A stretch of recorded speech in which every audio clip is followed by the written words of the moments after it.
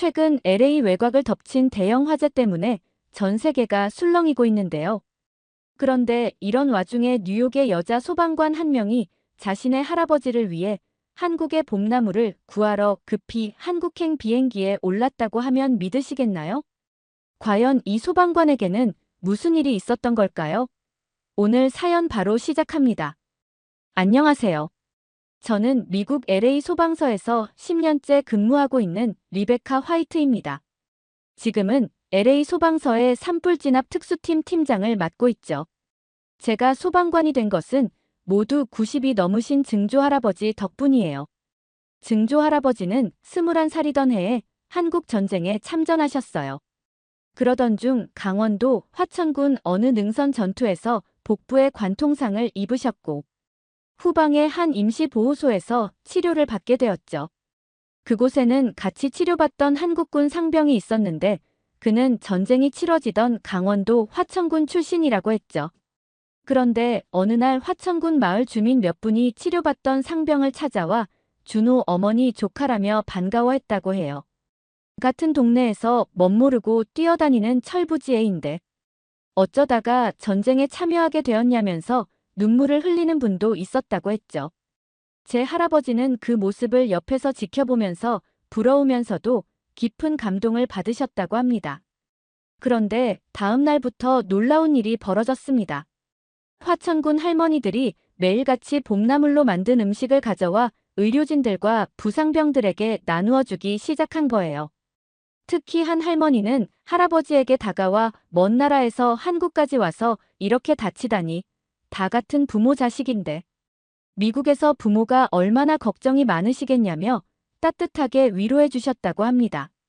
그 순간부터 할아버지는 낯선 땅에서 느끼던 외로움과 두려움이 조금씩 사라지고 한국인들의 따뜻한 정을 통해 새로운 희망을 발견하게 되었다고 해요. 특히 매일 아침 한 할머니가 정성스레 끓여오던 냉이 된장국의 맛은 지금까지도 잊지 못하신다고 하더라고요.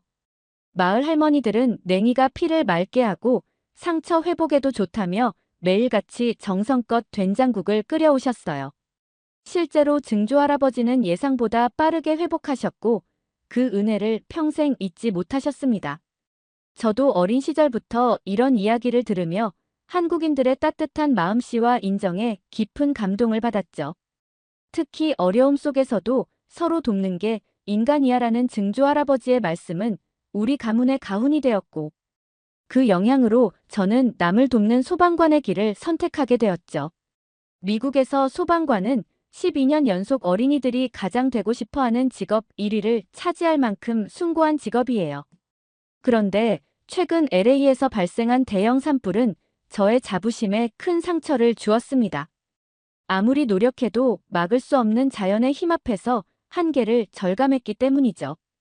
피해 규모가 뉴욕 맨해튼의 2.5배에 달했고 피해액은 무려 600억 달러를 넘을 것이라는 전망이 나왔습니다. 거의 미국 전역의 소방관들이 24시간 동안 쉼없이 진화 작업을 벌였지만 역부족이었습니다. 대형 산불이 계속되는 동안 저희 팀의 수석 고문인 클라우드 커튼 박사는 깊은 아쉬움을 표현했습니다. 캘리포니아 남부 지역은 건조한 기후로 인해 화재가 자주 발생하는 지역이므로 사후 진압보다 사전 예방이 더 중요하다는 것이었죠. 그러면서 한국처럼 선진 화재 예방 시스템을 갖춘 나라는 이런 대형 산불이 발생하기도 전에 예방이 가능했을 거라며 안타까워 하더라고요. 그러면서 커튼 박사는 제게 한국의 선진 소방 기술을 배워오는 것이 어떻겠냐고 제안했습니다. 저도 이 제안이 우리의 문제를 해결할 수 있는 좋은 기회가 될 것이라 생각했죠.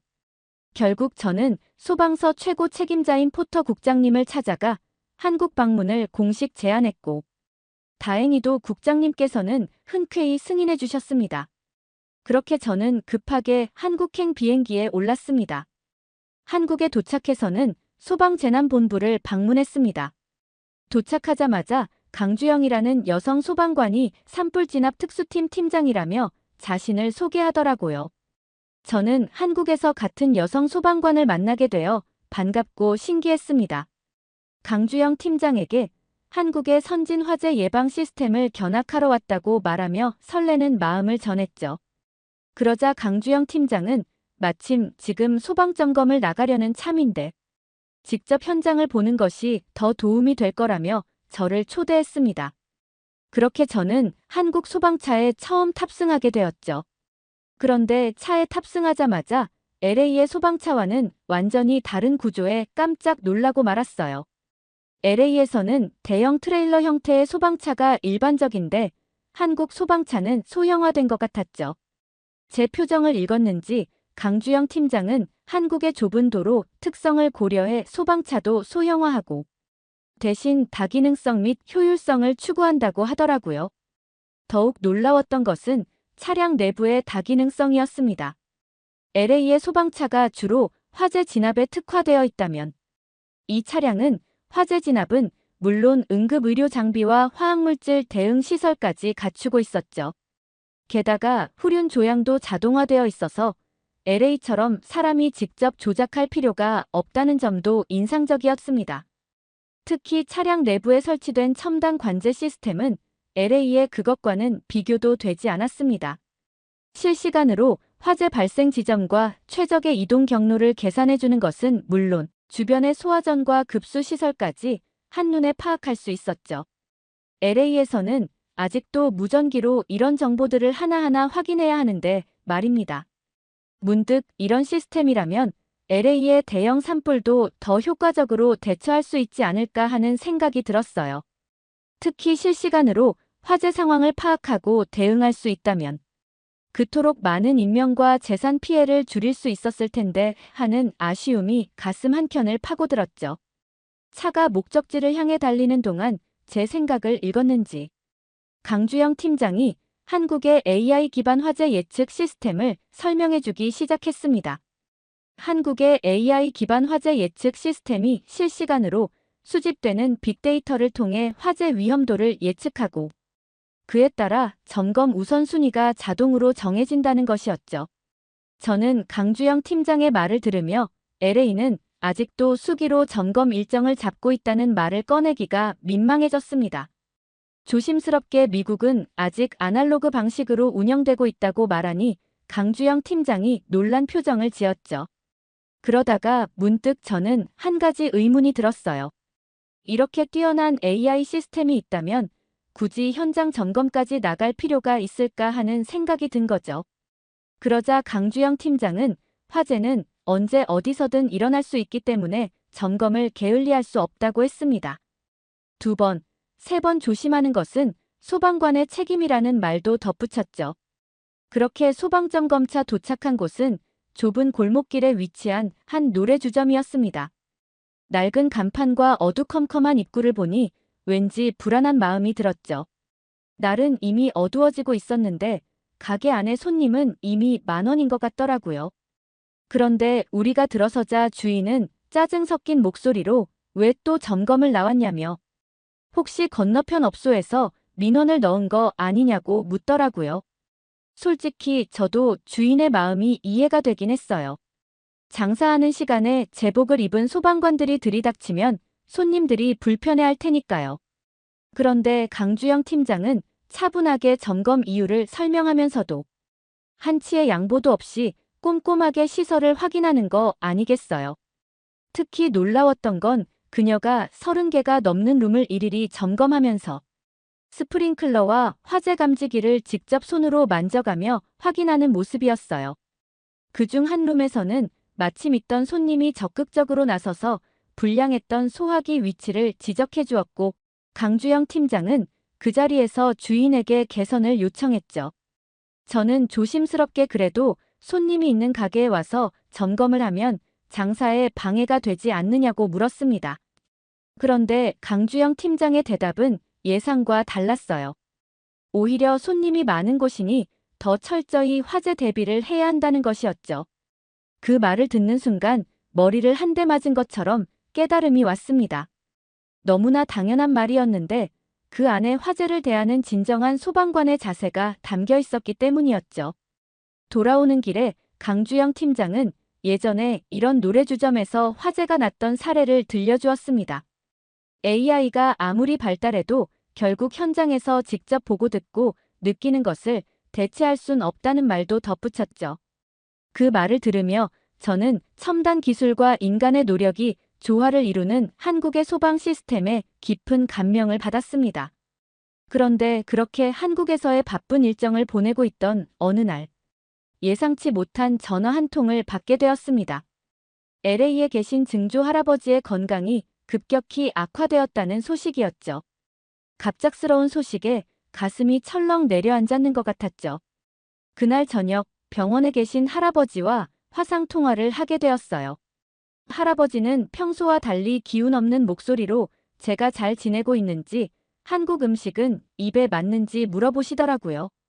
평소의 활기찬 모습은 온데간데 없고 병실에 누워있는 모습이 영상 속에 드문드문 보이는 게 정말 마음이 아팠어요. 저는 힘없이 누워 계신 할아버지께 걱정하지 마시라며 지금 한국의 선진 소방 기술을 배우러 왔다고 말씀드렸죠. 그러자 할아버지는 갑자기 눈빛이 반짝이시며 한국이라는 말에 갑자기 힘이 난다고 하시더라고요. 그러면서 문득 70년도 더 된 전쟁 중에 드셨던 냉이 된장국 이야기를 꺼내셨습니다. 할아버지는 그때 그 냉이 된장국 한 그릇이 얼마나 큰 위로가 되었는지 지금도 그 맛이 생생하다고 하셨어요. 그러면서 마지막으로 그 맛을 다시 한번 보고 싶다는 말씀을 하시는데 목소리에 담긴 간절함이 가슴을 찌르듯 아팠습니다. 통화를 마친 후 저는 한동안 멍하니 앉아 있었습니다. 어떻게 하면 할아버지를 기운나게 해드릴 수 있을까 고민하다가 문득 강주영 팀장이 떠올랐어요. 한국의 사정에 밝은 그녀라면 분명 도움을 줄 수 있을 거라는 생각이 들었죠. 제 사정을 들은 강주영 팀장은 봄나물은 대부분 봄철에 나는 계절 채소라며 난감해했습니다. 하지만 이내 자신이 아는 친환경 농산물 직거래 장터에 가면 구할 수 있을지도 모른다며 함께 가보자고 했죠. 그렇게 우리는 서울 근교로 향했어요. 도심을 벗어나자 금세 시골길이 나타났는데 서울에서 얼마 떨어지지 않았는데도 이런 풍경이 펼쳐지는 것이 신기했습니다.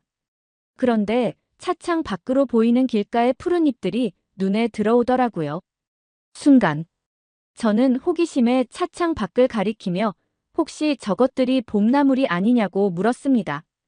강주영 팀장은 고개를 끄덕이며 쑥이나 달래, 쓴바귀 같은 봄나물은 서울 근교에서도 흔히 볼 수 있다고 하더라고요. 저는 호기심에 이끌려 그렇다면 이런 봄나물을 직접 캐서 먹어도 되는지 물었죠.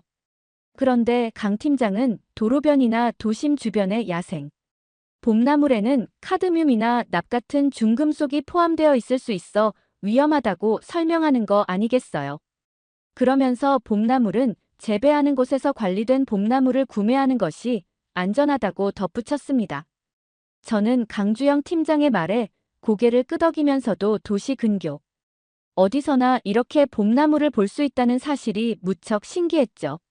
할아버지가 그토록 그리워하시던 봄나물을 미국에서는 찾아볼 수조차 없었는데 한국에서는 길가에서도 쉽게 볼 수 있다니 말이에요. 마침내 우리는 친환경 농산물 직거래 장터에 도착했습니다. 그곳에는 토종 냉이부터 취나물, 참나물, 돌나물까지 다양한 봄나물이 진열되어 있었어요. 강주영 팀장이 미국에서 온 제가 봄나물을 사러 왔다고 말하자 가게 할머니는 깜짝 놀라시며 반갑게 맞아주셨습니다. 할머니는 어쩌다가 미국 여자가 여기까지 봄나물을 사러 왔느냐며 한국 음식을 좋아하느냐고 물으셨어요. 강주영 팀장이 제 증조할아버지의 이야기를 전하자 할머니는 깊은 감회에 젖은 표정을 지으셨죠. 그러면서 감격스런 목소리로 할머니 자신도 어렸을 때 그런 이야기를 들은 적이 있다고 하시면서 한국 전쟁 시절에는 한국이 세계에서 가장 가난한 나라였다고 회상하셨습니다. 먹을 것이 워낙 없어서 쑥을 뜯어먹고 산나물을 캐서 연명했다고 하셨죠. 그러면서도 이웃들과 나누어 먹고 쪄서 먹고 삶아서 먹으며 서로를 위로했다고 합니다. 특히 봄나물은 단순한 먹거리가 아니었다고 하셨습니다. 쑥에는 해독 작용이 있어서 전쟁 후 병든 몸을 치료하는 데 도움이 되었고 냉이는 철분이 많아 산모들의 산후조리에 특효였다고 하셨죠. 더덕은 기침을 멈추게 하고 도라지는 목을 편하게 했으며 달래는 봄철 감기를 예방했다고 합니다. 그렇게 봄나물을 먹으며 키운 자식들이 하나둘 대학에 가고 출세를 하면서 한국도 조금씩 발전하기 시작했다고 하셨습니다. 그리고 할머니는 지금의 대한민국이 세계 10위권의 경제 강국이 되었다는 사실이 아직도 믿기지 않는다고 말씀하시더라고요. 요즘 젊은 세대들은 잘 모른다면서 대한민국이 얼마나 기적 같은 나라인지 모른다며 할머니는 눈시울을 붉히셨죠. 저는 할머니의 이야기에 깊은 감동을 받았습니다. 70년 전 제 증조할아버지 세대가 가난했던 한국을 돕기 위해 먼 미국에서 왔는데 이제는 제가 한국의 선진 소방기술을 배우러 왔다는 사실이 새삼 놀라웠기 때문이었죠. 할머니는 정성스럽게 고르신 냉이를 건네시며 먼 길을 건너온 은인의 자손에게 이렇게 봄나물을 보낼 수 있다는 것이 감사하다고 하셨습니다. 저는 그 말씀에 고개를 숙이며 할머니의 따뜻한 마음을 가슴 깊이 새겼습니다. 봄나물 이야기를 나누다가 저는 문득 할머니께 냉이 된장국 끓이는 방법을 여쭈어 보았습니다. 그러자 할머니는 반가운 얼굴로 손수 적어주시기 시작했죠. 된장국의 깊은 맛을 내려면 무엇보다 육수가 중요하다고 하시면서 멸치와 다시마로 우려낸 맑은 육수에 양파와 대파를 넣어 한 번 더 끓여야 한다고 하셨죠. 그리고 냉이는 꼭 데쳐서 비린맛을 뺀 다음에 넣어야 하며 마지막에는 다진 마늘을 살짝 넣어야 그 맛이 더욱 깊어진다고 하더라고요. 그런데 이야기를 나누던 중 할머니께서는 문득 자신의 조카가 LA 한인타운에서 한식당을 운영하고 있다고 말씀하시는 거 아니겠어요? 제가 깜짝 놀라 LA의 어느 지역인지 여쭈어 보았죠. 그러자 할머니는 올림픽가와 버몬트 사이에 있는 한식당이라고 하시는데 놀랍게도 그곳은 제가 주말마다 한국 음식이 생각날 때면 자주 찾던 곳이었죠. 순간 저는 믿을 수 없다는 듯 할머니를 다시 바라보았어요. 제 놀란 표정에 할머니는 놀란 미소를 지으시며 조카 이야기를 이어가셨습니다. 자신의 조카는 20년 전에 미국으로 이민을 갔다면서 한국의 전통 맛을 지키기 위해 늘 한국에서 직접 식재료를 공수한다고 자랑스레 말씀하시더라고요. 특히 봄이면 이곳에서 직접 나물을 사다가 보내준다고 해요. 할머니의 조카는 한국의 맛이 그리운 교포들을 위해 최대한 정성을 다해 음식을 만든다고 했습니다. 그러면서 할머니는 정성스레 고르신 봄나물을 종이상자에 담아주시며 LA에 가면 조카에게 전해달라고 하시는 거 아니겠어요? 저는 그 상자를 받아들고 LA로 돌아왔습니다. 할아버지께 드릴 생각을 하니 마음이 설렜습니다. 이제 곧 할아버지는 그토록 그리워하시던 그 봄날의 맛을 다시 만나실 수 있을 테니까요. LA로 돌아오자마자 저는 곧장 병원으로 향했습니다. 할아버지께서는 제가 한국에서 가져온 봄나물을 보시더니 믿기지 않는다는 듯 손으로 만져보셨어요. 특히 냉이를 보시고는 그때 그 냉이 된장국 맛이 생각난다며 감격하셨죠. 그때 병실 문이 열리며 한 분이 들어오셨습니다. 놀랍게도 한국 할머니의 조카분이었어요. 양손에는 따뜻한 된장국과 반찬이 담긴 도시락이 들려 있었습니다. 알고 보니 할머니와 강주영 팀장이 미리 연락을 해두었던 것이었죠. 제가 한국에서 할머니를 뵌 이야기를 전하자 조카분은 반가워하시며 눈가가 촉촉해졌죠. 그러면서 자신도 미국에 와서 한식당을 하면서 늘 고향 생각이 난다고 하시더군요.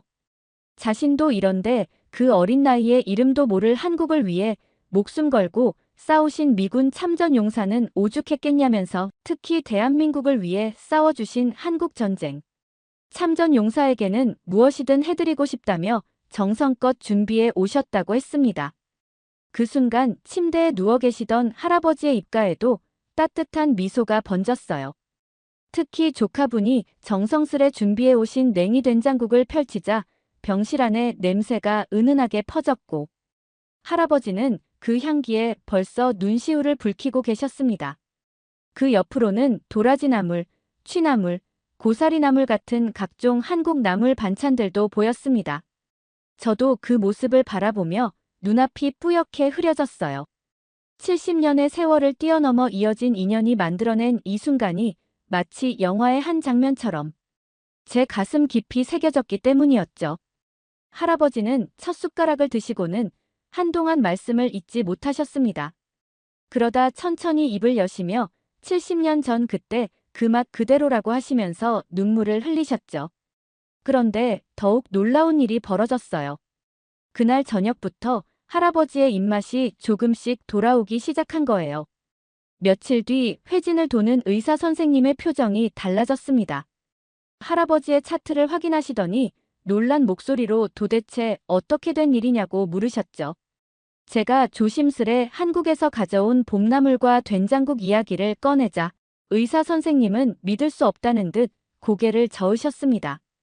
저는 의사의 놀란 표정을 보며 이것이 단순히 봄나물의 효능 때문만은 아니라고 생각이 들었어요. 70년 전에 그 따뜻했던 기억이 할아버지께 새로운 삶의 의지를 주신 게 아닐까 하고 말이죠. 할아버지께서 퇴원하시면 매주 그 식당을 찾아가기로 했습니다.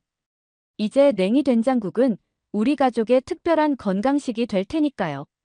주인이신 아주머니도 무척 기뻐하시며 앞으로 더 많은 한국의 건강식을 소개해 주시겠다고 하셨습니다. 강주영 팀장에게도 이 기쁜 소식을 전화로 전했죠. 그녀는 할아버지의 쾌유 소식에 무척 기뻐하면서 한국의 봄나물이 가진 특별한 힘이라며 감동해했습니다. 그러면서 겨울의 매서운 추위를 이겨내고 올라오는 봄나물처럼 한국도 전쟁의 폐허를 딛고 일어나 세계를 놀라게 하는 기적을 이뤄냈다고 했죠.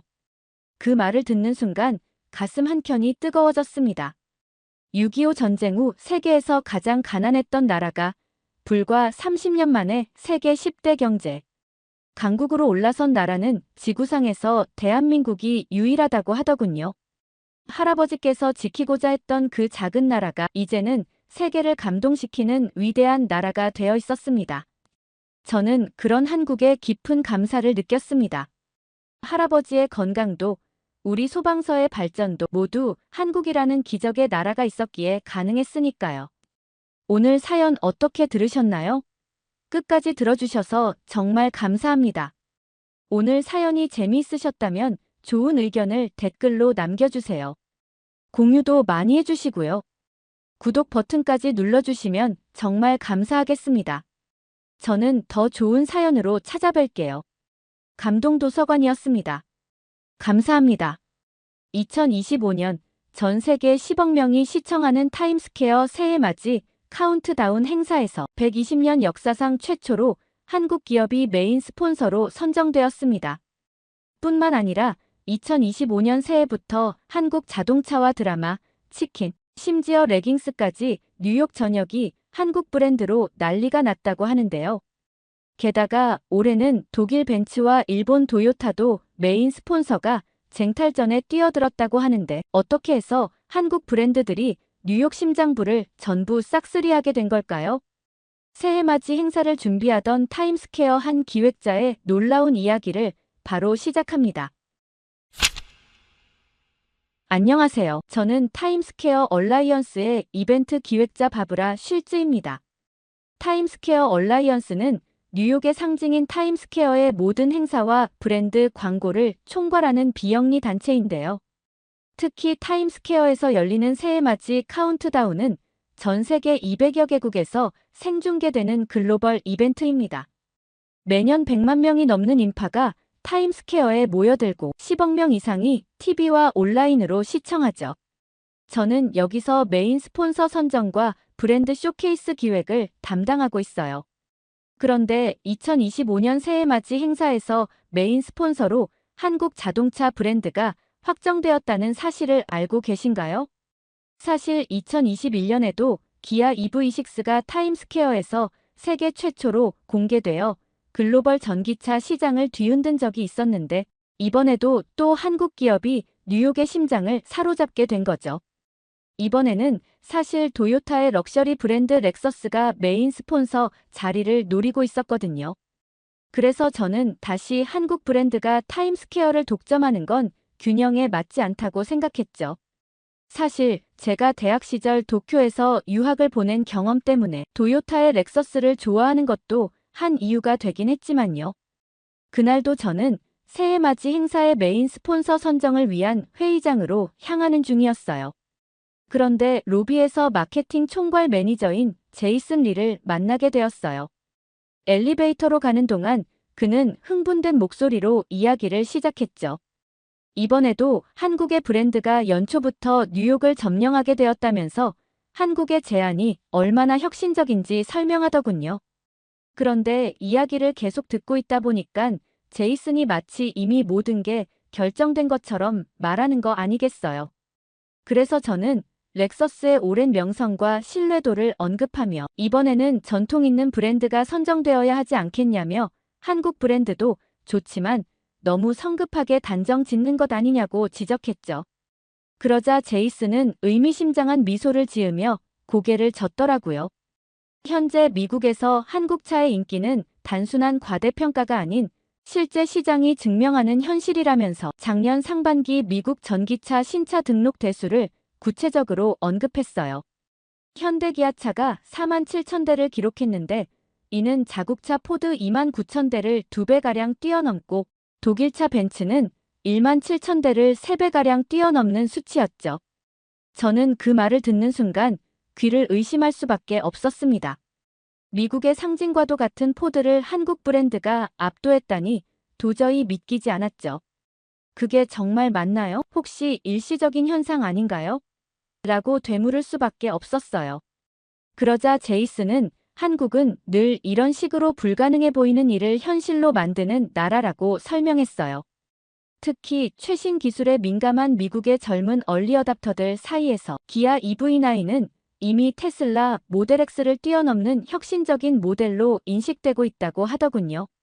세련된 실내 디자인과 더블 벨벳 디스플레이는 이미 입소문을 타고 폭발적인 인기를 얻고 있으며 첨단 인포테인먼트 시스템 분야에서는 도요타는 물론 테슬라와 벤츠까지 제쳤다는 거예요. 제이슨이 제시하는 구체적인 수치와 사례들 앞에서 저는 더 이상 반박할 수 없었습니다. 그의 말이 사실이라면 한국 자동차 산업의 위상이 제가 생각했던 것보다 훨씬 높아져 있다는 뜻이었으니까요. 마침 회의실이 눈앞에 보여 더 이상의 대화는 이어갈 수 없었지만 제 머릿속은 이미 새로운 관점으로 가득 차기 시작했습니다. 회의실에 들어서자 데이비드 윌슨 이사장을 비롯한 임원들이 자리에 앉아 있었어요. 그런데 아직 회의가 시작되기도 전인데 임원들은 한국차의 혁신성을 언급하면서 찬사를 보내고 있더군요. 마치 제이슨처럼 그들도 이미 기아의 스폰서십이 확정된 것처럼 이야기하고 있었어요. 저는 마치 모두가 한국 브랜드와 짜고 있는 것처럼 느껴져서 의아했습니다. 어떻게 이렇게 한 목소리로 찬성할 수 있는지 도저히 이해할 수 없었죠.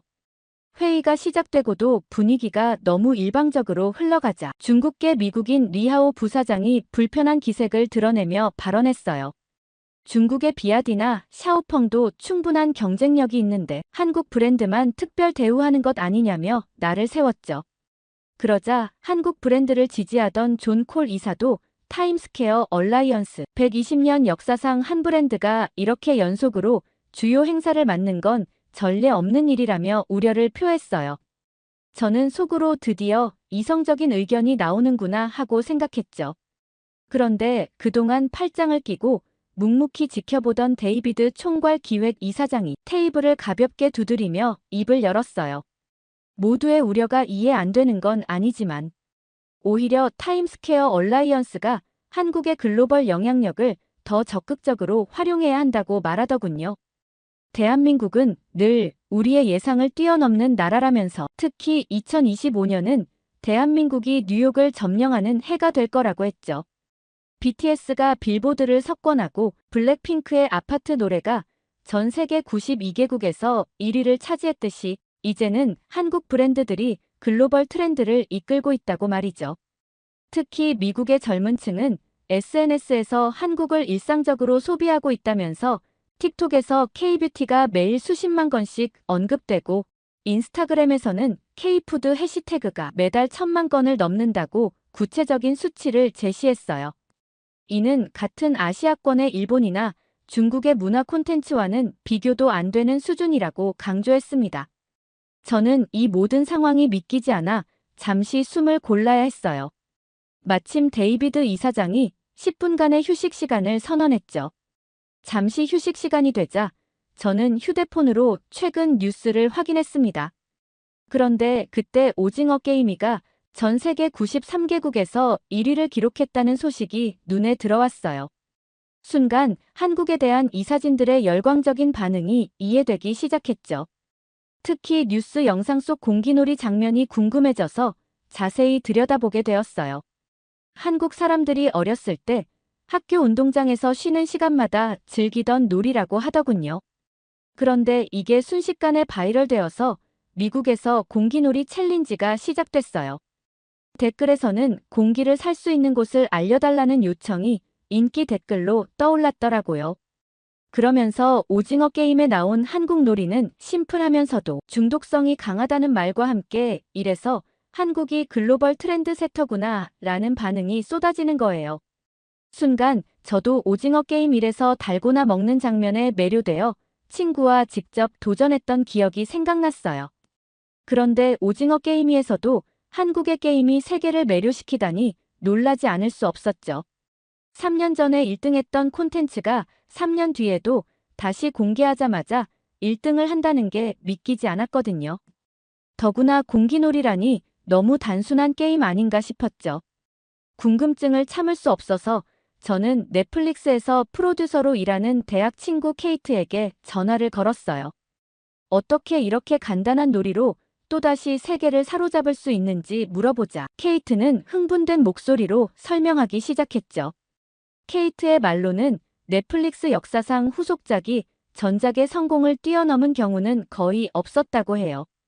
왕좌의 게임이나 브레이킹 배드 같은 레전드급 시리즈도 스핀오프작은 본편의 70% 정도의 성과만 거둬도 성공이라고 평가한다더군요. 그런데 오징어 게임이는 공개 3일 만에 역대 최고 시청률을 기록했다면서 케이트는 특히 공기놀이 장면이 새로운 글로벌 트렌드를 만들어내고 있다고 감탄했어요. 한국 콘텐츠는 정말 매번 새로운 기적을 만들어낸다면서 넷플릭스 내부에서도 이런 폭발적인 반응은 예상하지 못했다고 하더군요. 제가 공기놀이가 너무 단순하지 않냐고 되묻자 케이트는 오히려 그 단순함이 이번 시즌의 가장 큰 무기가 되었다고 설명했어요. 시즌 1의 달고나는 재료를 구해서 만들어야 했지만 공기놀이는 작은 돌멩이 5개만 있으면 누구나 즉시 따라 할 수 있다는 거죠. 그러면서 케이트는 실제로 틱톡에서 공기놀이 챌린지 영상이 일주일 만에 5억 뷰를 돌파했고 심지어 전 세계 크리에이터들이 자국의 전통 놀이와 비교 분석하는 콘텐츠까지 만들어내고 있다고 신나게 설명하더라고요. 회의가 끝난 후 머릿속이 복잡해졌어요. 제이슨의 말도 그렇고 케이트의 설명을 들으니 한국 문화의 영향력이 제가 생각했던 것보다 훨씬 크다는 걸 실감하게 되었죠. 다음 주까지 타임스퀘어 행사 기획안을 수정해야 했지만 먼저 마음을 정리할 시간이 필요했습니다. 그래서 평소처럼 운동으로 하루를 시작하기로 했어요. 매일 아침 6시 30분이면 어김없이 찾는 맨해튼 엘리트 피트니스 클럽은 제게 활력소이자 사색의 공간이었거든요. 다음 날 아침, 저는 평소처럼 출근 전 운동을 하기 위해 피트니스 클럽으로 향했습니다. 이곳은 뉴욕에서 가장 럭셔리한 시설을 자랑하는 곳이었죠. 특히 이곳의 공간 배치가 인상적이었는데 실내 자전거가 50대쯤 나란히 서 있고 그 옆으로 최신식 러닝머신이 마치 나무숲처럼 70대 정도 빼곡히 들어서 있어요.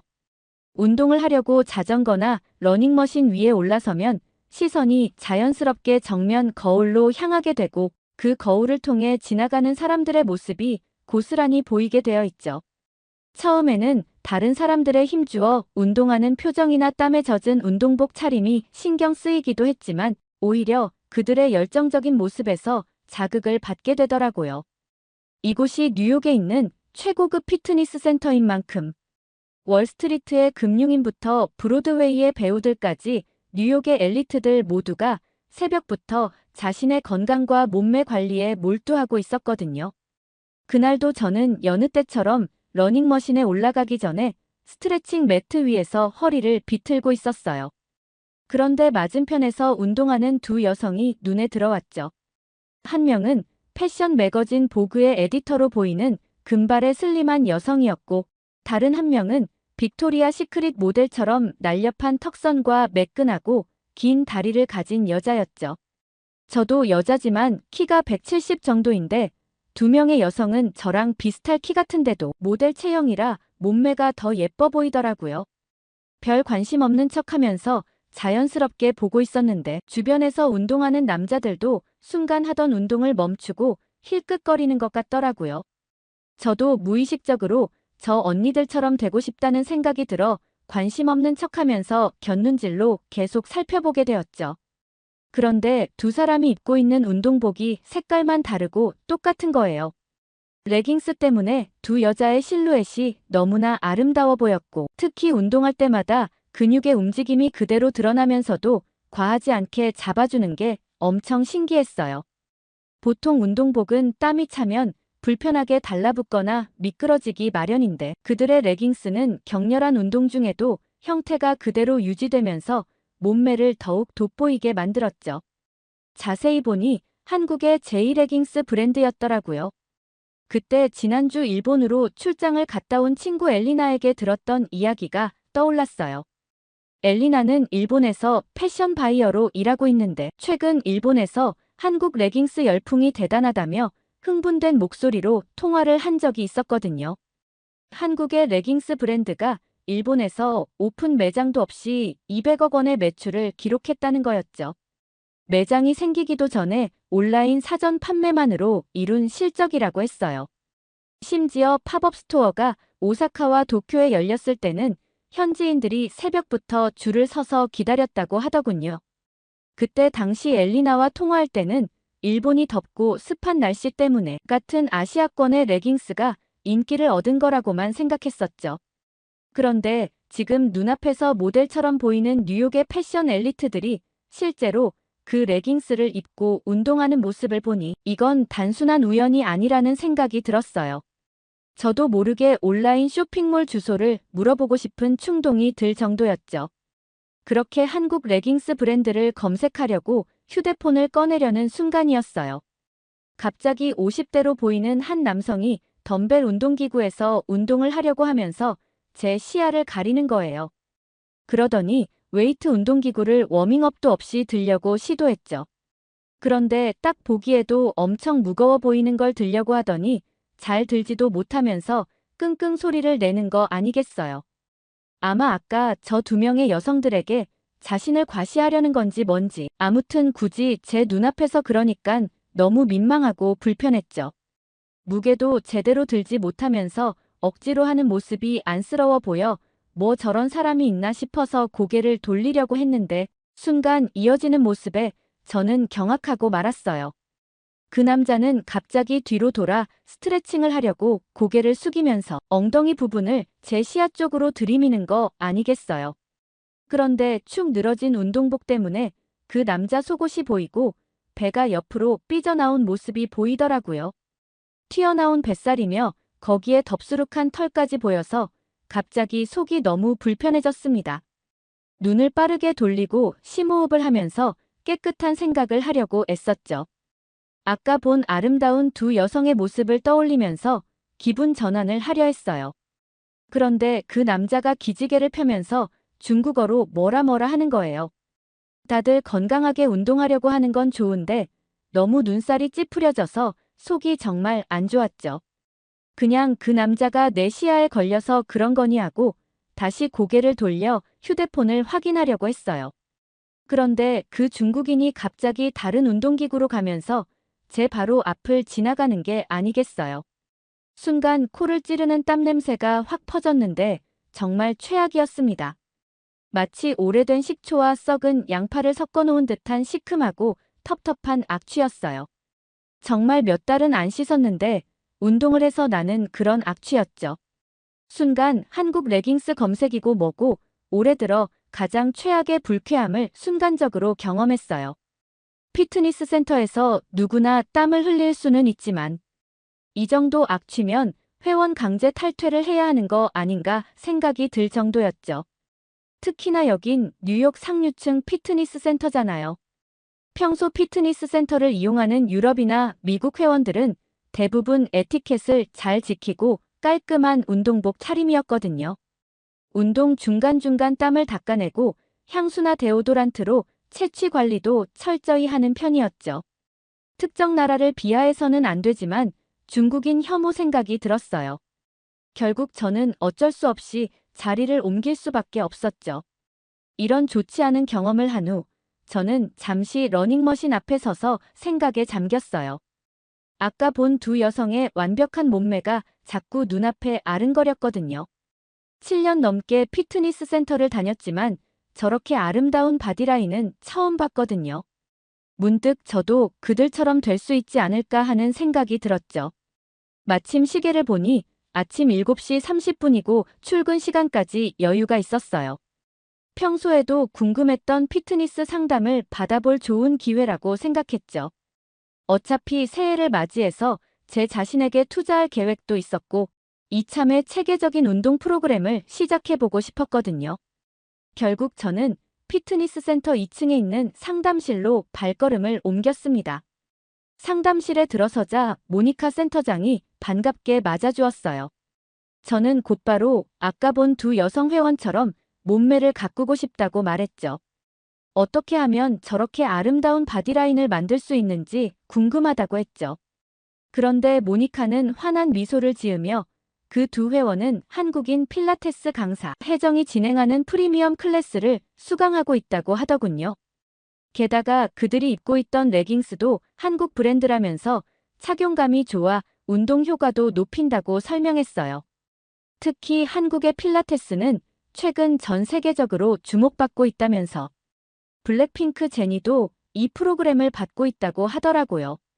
특히 모니카는 한국 강사들의 전문성과 섬세함을 극찬했어요. 미국에서도 한국 강사들의 인기가 대단하다면서 체계적인 커리큘럼과 친절한 매너는 물론이고 체력 관리부터 구상 예방, 체중 조절, 재활까지 전방위적으로 관리해준다고 설명하더군요. 저는 그 말을 듣자마자 홀딱 반해서 프리미엄반 등록을 도와달라고 했어요. 그런데 바로 그때 아까 그 중국인 남성이 물을 마시러 상담실 앞으로 오는 게 아니겠어요. 저는 또다시 그 고약한 냄새가 날까봐 긴장됐죠. 그런데 갑자기 상담을 해주고 있던 모니카 쌤이 자연스럽게 주머니에서 마스크를 꺼내 착용하는 거 아니겠어요. 그러면서 고개를 살짝 숙이고 숨을 참는 듯한 표정을 지었죠. 전 제가 느낀 불쾌감이 저만의 것이 아니었다는 걸 알고 웃음이 나왔어요. 모든 사람의 후각이 비슷하다는 생각이 들더군요. 중국인 남성이 지나간 후 저는 조심스럽게 냄새가 심하다고 말했더니 모니카는 한숨을 쉬며 그 회원이 오래전부터 다녔는데 특히나 여성 회원들이 많은 시간대에만 온다면서 정작 운동은 제대로 하지도 않고 냄새만 고약하다고 털어놓았어요. 피트니스 센터를 나와 거리를 걷는 동안 한국의 레깅스 브랜드가 자꾸 생각났어요. 그동안 유럽이나 일본 브랜드만 고집해왔던 제가 한국 브랜드의 매력에 푹 빠져버린 것처럼 뉴욕의 상류층들도 하나둘씩 한국 브랜드를 선택하고 있었죠.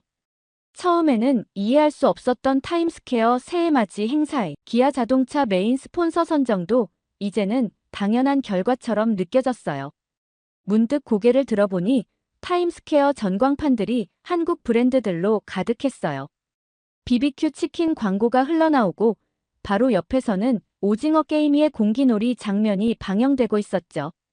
다른 쪽 전광판에서는 기아 EV9의 신차 전시 예고 광고가 반짝이고 있었고요. 거기다 제가 방금 경험한 필라테스와 레깅스까지 순간 한국이 뉴욕의 심장부를 완벽하게 점령해버린 것 같은 묘한 기분이 들었어요. 그날 오후 실리콘밸리의 유명 스타트업 CEO인 매트 피터슨과 미팅이 있었어요. 회사 근처 카페로 가는 길이었는데 주차장에서 우연히 그를 마주쳤죠. 그런데 평소 테슬라를 즐겨 타던 그가 제네시스 지구공에서 내리는 모습이 눈에 들어왔어요. 호기심을 참지 못하고 테슬라는 왜 안 타냐고 물어보니 이제는 실리콘밸리에서 모두가 제네시스를 탄다면서 오히려 테슬라보다 더 혁신적이라고 하더군요. 제가 오는 길에 목격한 한국 브랜드들의 뉴욕 점령 이야기를 하자 피터스는 의미심장한 미소를 지으며 한국의 성공은 우연이 아니라고 말했어요.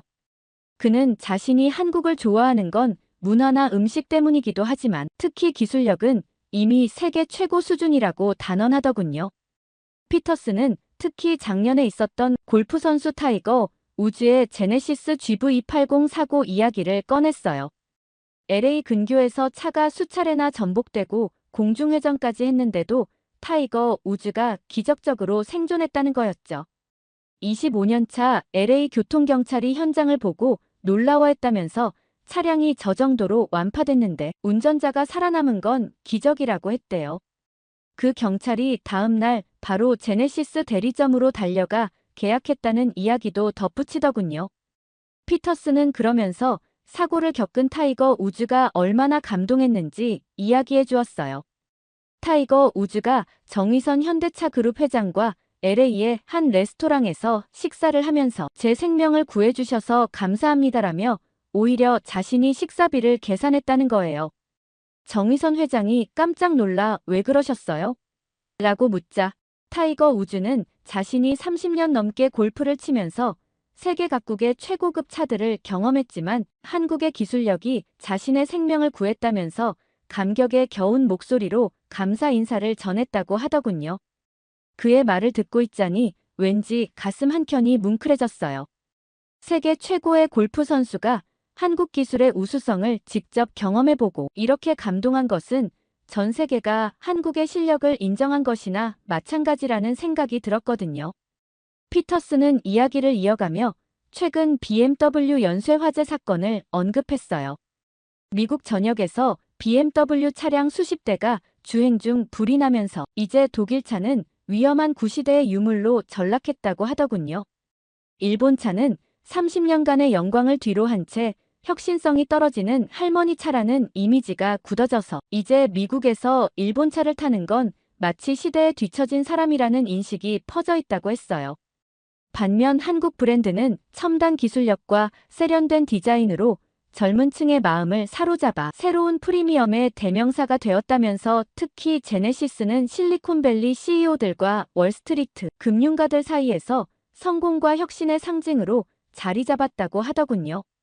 실제로 미국 MZ세대의 91%가 한국 브랜드를 미래 모빌리티를 선도하는 혁신 기업으로 꼽았다는 조사 결과도 있다고 했어요. 이제 한국은 세계가 따라야 할 새로운 기준이 되었어요. 2025년 새해가 밝아오는 타임스퀘어 심장부에서 저는 그 역사적 순간을 목격하고 있었어요. 오늘 사연 어떻게 들으셨나요? 끝까지 들어주셔서 정말 감사합니다. 오늘 사연이 재미있으셨다면 좋은 의견을 댓글로 남겨주세요. 공유도 많이 해주시고요.